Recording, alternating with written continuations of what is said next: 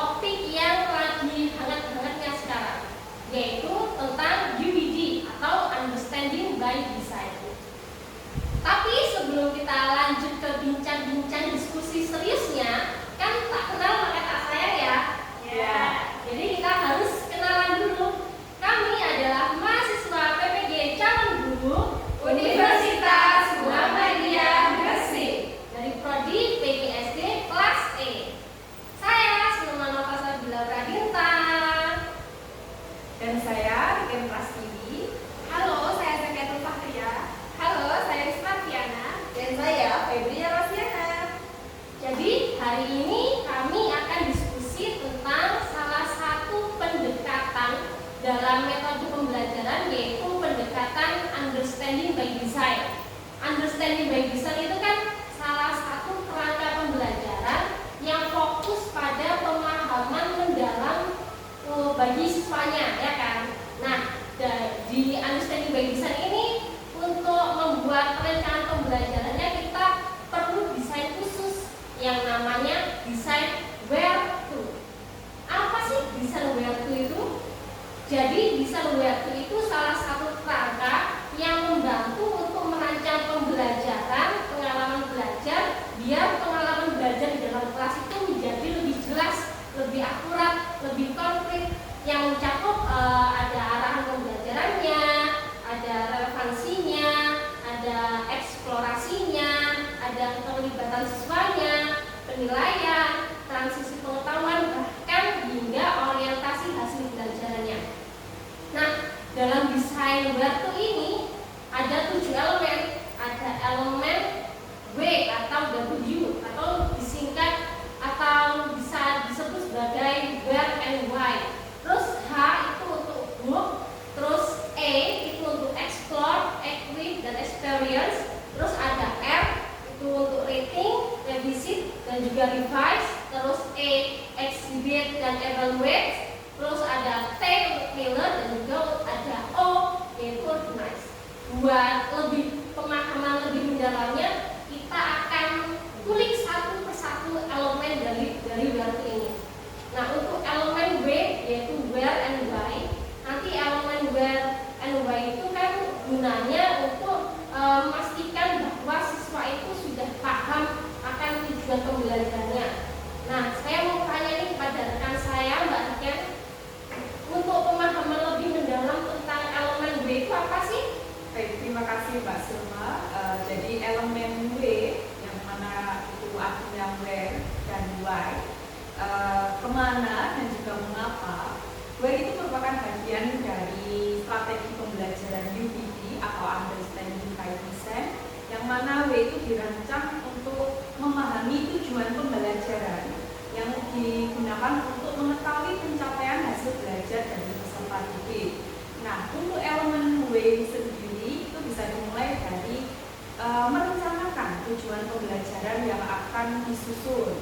Terus selanjutnya itu sebagai seorang pendidik itu tentunya harus memahami bagaimana kemampuan yang dimiliki peserta didik sebelum menyusun sebuah tujuan pembelajarannya tersebut, ya.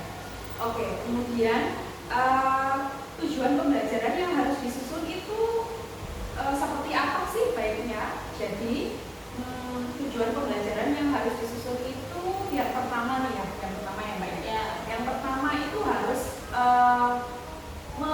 harus berisi kebutuhan siswa terlebih dahulu. Jadi kita sebagai seorang pendidik itu harus tahu ya kebutuhan siswanya itu seperti apa sebelum menyusun sebuah tujuan pembelajaran. Kemudian kita juga harus memahami standar pendidikan dan kurikulum yang sedang berjalan pada saat ini. Selain itu juga konteks pembelajaran. Nah, ini penting Mbak Sima. Konteks pembelajaran itu harus disesuaikan dengan tujuan pembelajaran yang disusun, karena ini sangat berkaitan dengan ketercapaian peserta didik yang diharapkan nanti. Kemudian di dalam tujuan pembelajaran itu tentunya ada unjuk kerja. Unjuk kerja itu diklasifikasikan menjadi 6 jenis ya Mbak Sema. Di sini ada memecahkan masalah, berkomunikasi dengan efektif, bekerja dalam tim, menggunakan alat atau teknologi, kemudian mengorganisasikan tugas, lalu mengevaluasi hasil kerja dari peserta didik.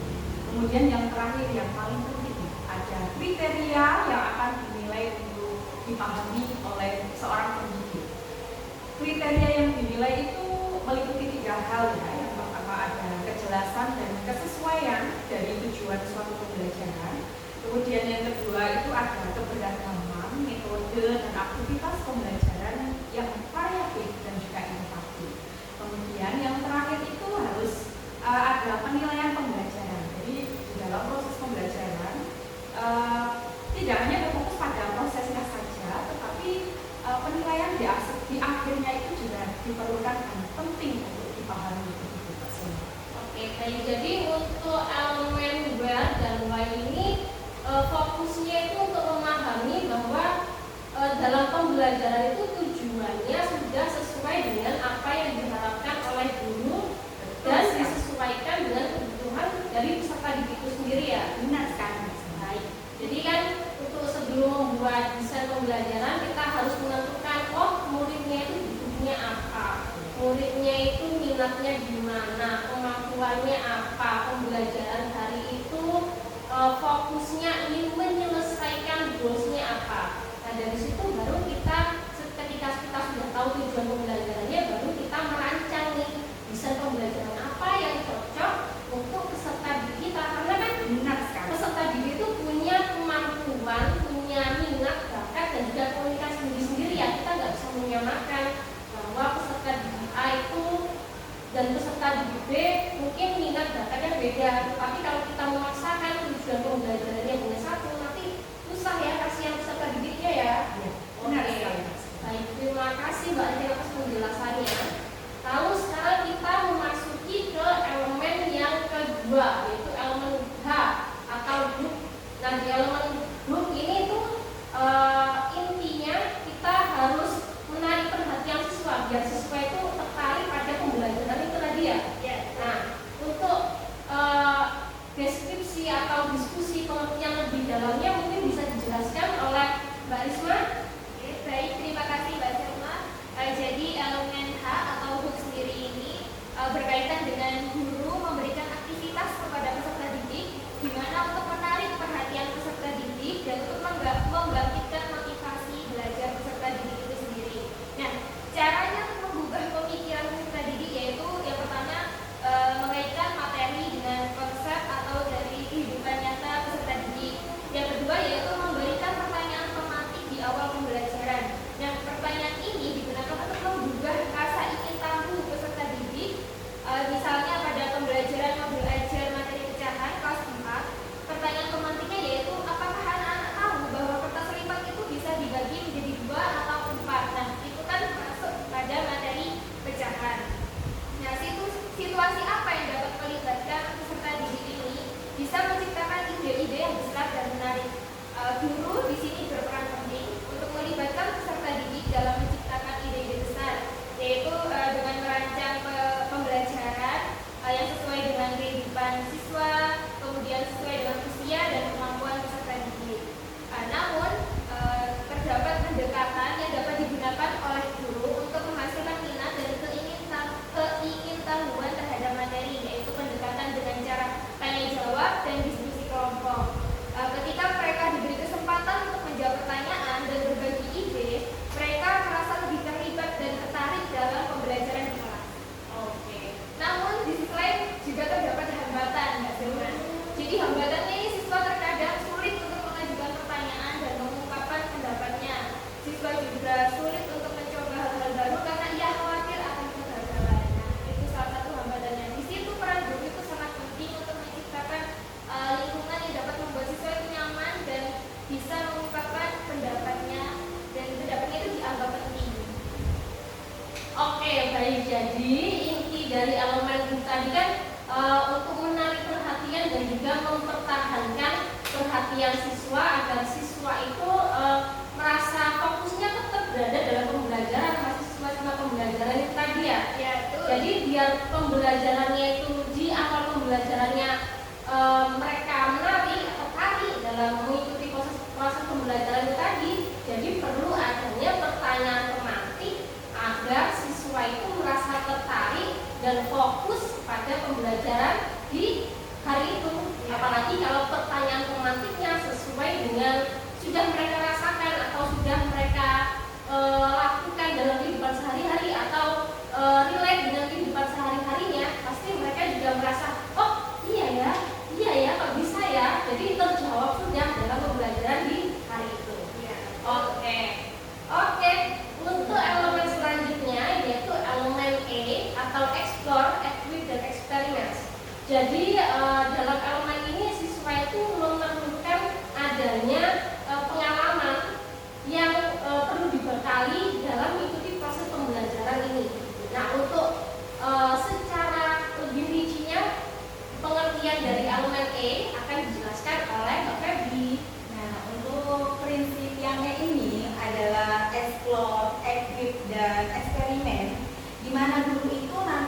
memberikan kelengkapan dengan pengalaman dan pengetahuan yang diperlukan oleh peserta didik untuk mengetahui tujuan pembelajaran itu sendiri. Jadi prinsip ini tuh memastikan bahwa siswa itu tidak hanya memahami tujuan pembelajaran saja, melainkan dia terlibat secara aktif untuk supaya terjun ke dalam materi tersebut atau topik yang sedang dibahas. Nah, bagaimana caranya? Caranya itu yang pertama adalah explore. Jadi siswa itu kita biarkan untuk mengeksplorasi nantinya akan menuju ke sebuah konsep yang akan dipelajari. Contohnya, misalnya dalam pelajaran ekosistem, siswa dibiarkan untuk mengeksplorasi lingkungan sekitar. Itu bisa untuk memancing peserta didik supaya tertarik terhadap apa yang akan dipelajari. Dari setelah mengeksplorasi, kemudian di sini guru itu melengkapi ekosistem itu boleh dengan video, boleh dengan bercerita, boleh dengan grafik atau visual apapun yang bisa membantu siswa memahami konsep yang akan dipelajari. Selanjutnya itu untuk experience.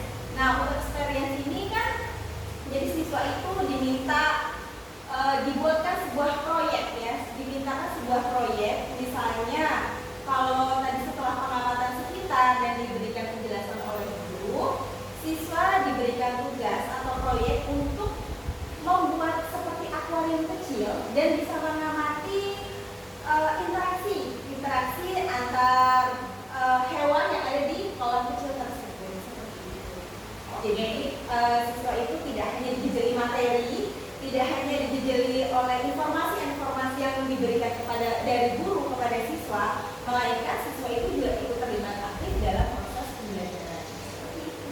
Oke, jadi emang benar sih pengalaman belajar secara langsung, terlibat langsung di lingkungan itu penting banget, apalagi buat siswa SD ya kan. Siswa SD kan kebanyakan cara belajarnya itu menggunakan cara belajar yang kinestetik.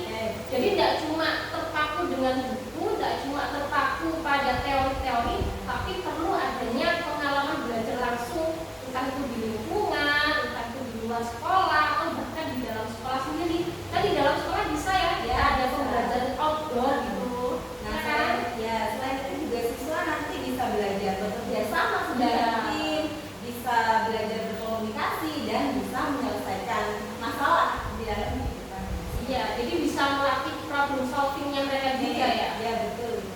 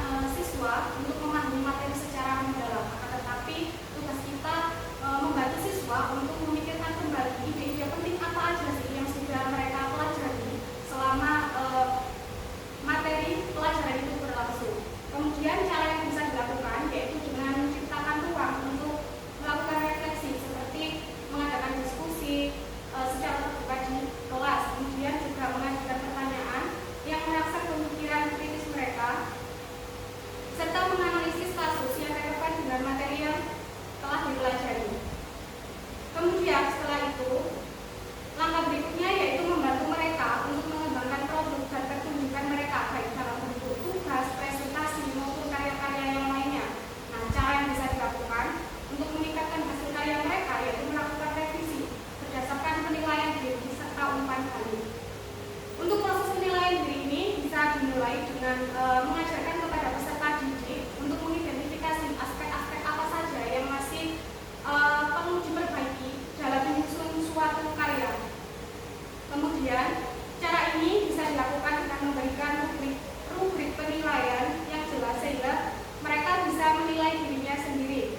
Setelah itu, umpan balik dari guru serta dari teman sekelasnya juga bersifat penting. Nah, umpan balik ini harus bersifat konstruktif dan spesifik. Seperti itu. Oke, jadi untuk elemen R atau reading, revisit, dan revise ini sebenarnya lebih untuk memperdalam pemahaman peserta didik tentang materi yang sudah diajarkan. Jadi bisa dibilang juga elemen R itu untuk melatih cara berpikir kritis mereka, ya kan? Jadi siswa dilatih untuk merenungkan kembali pemahaman mereka dari apa yang mereka sudah pelajari hari itu. Mereka merenungkan kembali apakah ada yang perlu didiskusikan ulang atau ada yang perlu masih mereka ingin ketahui, masih mereka ingin memperdalam materi hari itu gitu.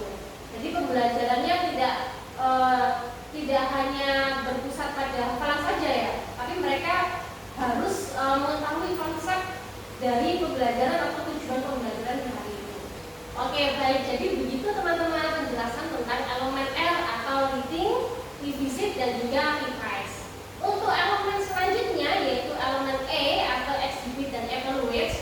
Jadi di elemen ini siswa melakukan evaluasi yang dibimbing oleh guru. Jadi gurunya itu memberi umpan balik dari hasil kerja yang telah dikerjakan oleh peserta didiknya. Untuk penjelasan lebih rinci tentang elemen E atau exhibit. Untuk penjelasan lebih rinci tentang elemen E atau exhibit dan evaluate ini akan dijelaskan oleh Mbak Febri. Silahkan Mbak Febri. Untuk yang kedua yaitu ada exhibit dan evaluate. Nah, exhibit ini adalah memamerkan atau memperlihatkan atau siswa unjuk kerja dari hasil pekerjaannya, bisa demonstrasi, bisa melalui presentasi, atau bisa melalui unit proyek kerja. Nah, di exhibit ini jadi siswa itu menekankan pada bagaimana siswa dapat menunjukkan pemahaman mereka melalui tugas-tugas yang otentik atau produk akhirnya itu seperti apa. Nah, aktivitas ini itu tidak hanya mengulang informasi yang diberikan dari guru, tetapi mengaplikasikannya dalam konteks di kehidupan nyata. Nah, setelah diperlihatkan di depan kelas, lalu dilakukan adalah evaluasi pembelajaran yang dilakukan oleh guru atau teman sejawat. Nah, biasanya untuk evaluasi ini bisa melalui lembar tes, bisa melalui instrumen teman sejawat, atau bisa juga guru memberikan umpan balik secara langsung terhadap berjalannya pembelajaran yang telah dilakukan tadi. Seperti itu. Oke, baik. Jadi dalam elemen E ini adanya tindakan evaluasi atau umpan balik yang diberikan oleh bisa guru juga bisa teman sejawat. Oh, jadi penilaiannya itu bisa dalam banyak bentuk ya. Betul sekali. Oke, jadi kalau penilaian itu kan berarti untuk memberikan atau menilai bahwa oh siswa A atau siswa B ini sudah mampu seperti ini. Gitu. Penilaiannya itu memang sangat dibutuhkan ya, karena dari mana kita tahu kemampuan siswa kalau misalnya tidak ada penilaian. Betul sekali. Untuk mengukur sejauh mana sih tujuan pembelajaran Ya, itu bisa tercapai. ya, apalagi penilaian itu biar lebih konkret gitu ya. Jadi ada bukti nyatanya, ada bukti hasilnya, tertulisnya bahwa siswa A sudah mampu menempuh tujuan pembelajaran 1, siswa B sudah mampu. Oke, jadi sangat jelas penjelasannya. Oke, baik. Untuk elemen selanjutnya kita beralih pada elemen selanjutnya yaitu elemen T atau tailor.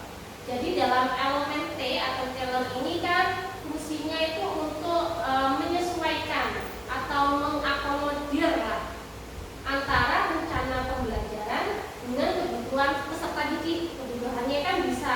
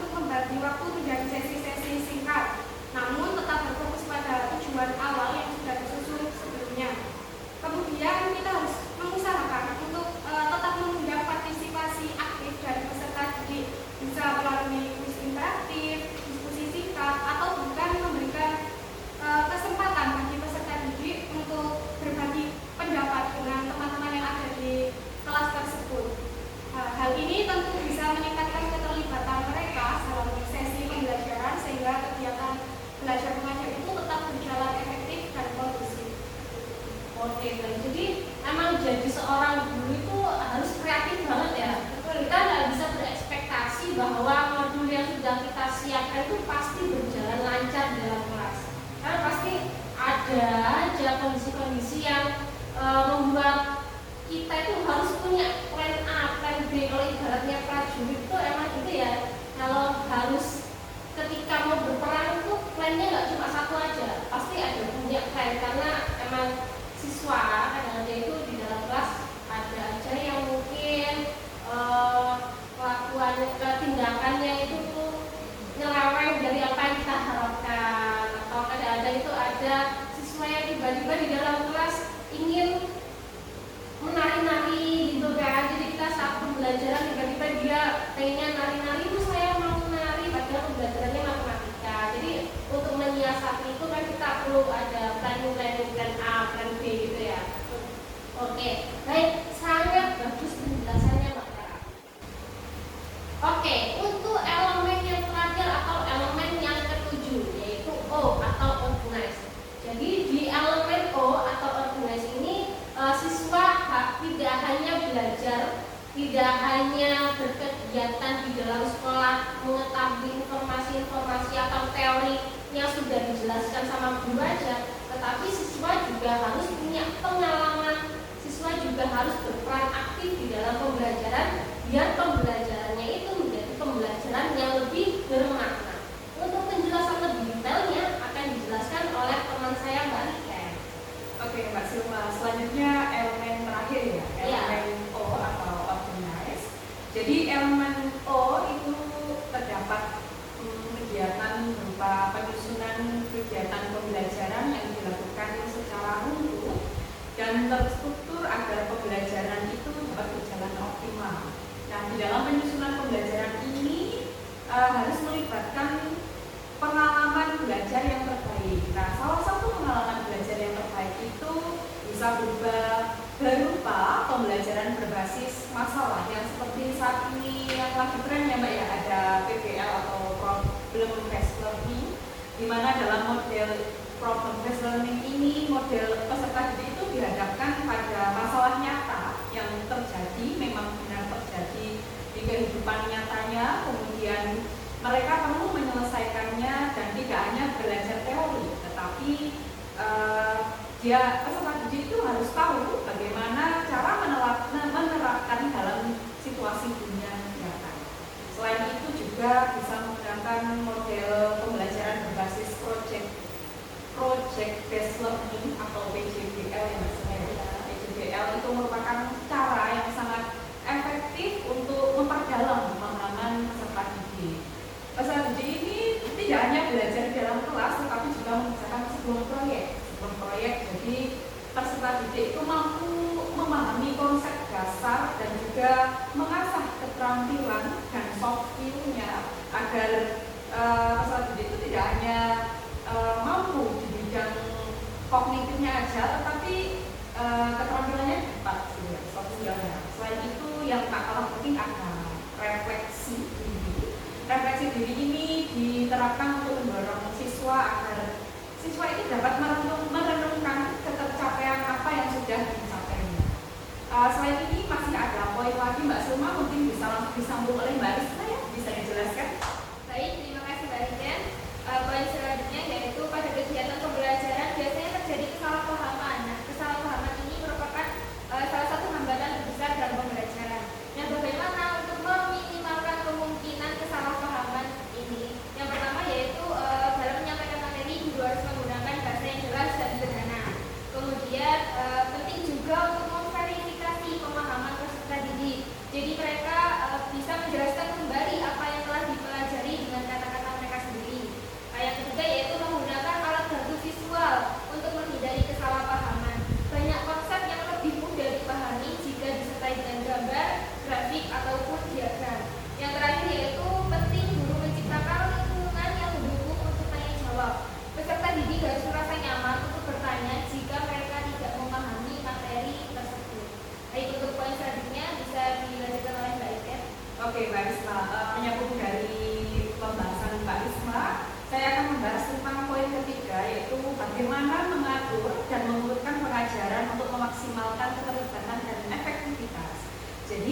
langkah pertama yang harus dilakukan adalah menetapkan tujuan pembelajaran terlebih. Langsung langkah pertama ya. Oke, jadi langkah pertama yang harus dilakukan adalah menetapkan tujuan pembelajaran yang jelas terlebih dahulu. Kenapa sih tujuan pembelajaran itu harus jelas? Dikarenakan peserta didik itu harus tahu apa yang diharapkan sebelum mereka belajar masuk tahap baru ya, seperti itu. Kemudian tujuan pembelajaran yang jelas itu juga membantu kita sebagai pendidik itu dalam tetap fokus dan tidak menyimpang dari topik utama. Kemudian langkah selanjutnya kita sebagai seorang pendidik harus mengurutkan materi secara logis dan juga bertahap, memastikan materi yang disampaikan itu dimulai dari konsep-konsep dasar sebelum beralih ke materi yang lebih kompleks tentunya. Kemudian dengan cara yang seperti ini, peserta didik itu akan lebih mudah dalam mengikuti alur pembelajaran yang tidak dirasa kesusahan atau keberatan. Kemudian untuk secara lebih mendalamnya bisa Mbak Esma lagi. Baik, saya ingin menambahkan saja untuk memaksimalkan keterlibatan peserta didik, guru bisa menggunakan aktivitas yang interaktif seperti diskusi kelompok, kuis yang singkat. Nah, di situ dapat membuat peserta didik untuk terlibat dan membantu mereka untuk menghubungkan teori dengan praktik. Yang terakhir yaitu memberikan waktu untuk refleksi dan evaluasi yang dilakukan setelah setiap sesi, memberi kesempatan kepada peserta didik untuk merenungkan apa yang telah mereka pelajari. Begitu, Mbak Sina. Oke, baik. Jadi untuk penjelasan tentang O atau organisasi ini itu untuk menyamakan atau saling berkesinambungan antara teori yang sudah diberikan dengan pengalaman bermaknanya ya. Jadi siswa tidak hanya dapat teorinya saja, tetapi siswa juga paham nih, bisa diterapkan dalam kehidupan sehari-hari. Kadang-kadang kan ada siswa yang di kelas itu cuma dapat teorinya aja, cuma ngapalin aja, pas sampai rumah lupa apa yang diajarin tadi. Bahkan kadang orang tuanya tanya, hari ini belajar apa? Sampai rumah bingung, diem aja muridnya, karena muridnya tidak tahu konsep dari hasil pembelajaran hari ini itu apa, tujuan pembelajaran hari ini tuh belajar apa sih, nggak tahu. Jadinya penting adanya evaluasi, penting adanya penilaian, adanya refleksi. Jadi biar gurunya itu juga tahu bahwa muridnya benar-benar paham apa yang sedang diajarkan oleh gurunya saat itu. Jadi muridnya juga bisa menerapkannya di dalam kehidupannya sehari-hari ya. Ya, itu Benar sekali, Mbak Sima.